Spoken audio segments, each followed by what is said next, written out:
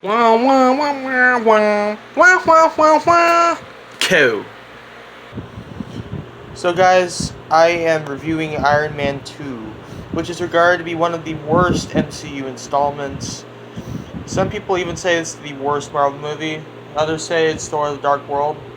And yet, I find this movie completely underrated. You might be angry at that, but I actually think this is a little bit better. Actually, a lot better than the original. By far better than Iron Man 3.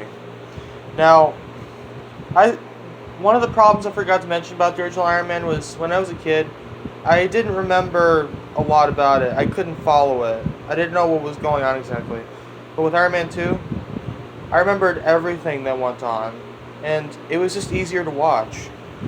There was a lot more superhero action, a lot more cooler suits, and the villain is twice as tough as Jeff Bridges was in the first film.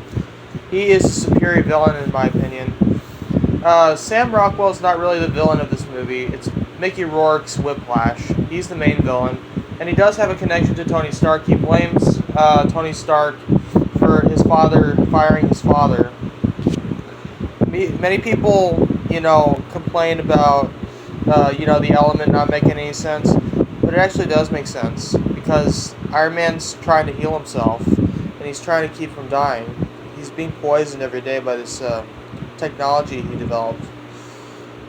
The final battle is pretty awesome. The Iron Man suit has a lot of gadgets and a lot of cool tricks, like the lasers, and also the triangle arc reactor. It looks pretty cool. Also, War Machine, pretty freaking cool. He has a lot of weapons like a Gatling gun, machine guns, and a lot more. Also, Don Cheadle killed it as Rhodey. He is Rhodey. He should have been the Rhodey in the first Iron Man.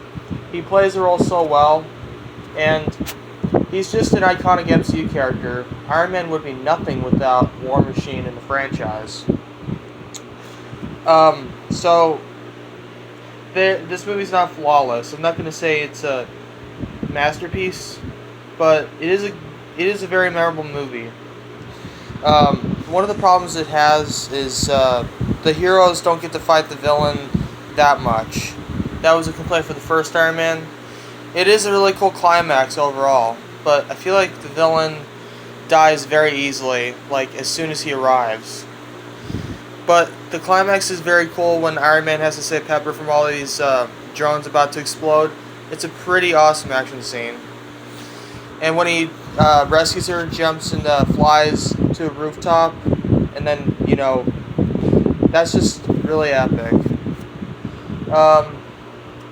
There are a lot of scenes that kind of dragged, with Justin Hammer and Whiplash scenes, with him talking to Whiplash. I kind of felt like those were dragging a bit, and I also don't really like Justin Hammer that much. He's not that funny, and he's kind of annoying.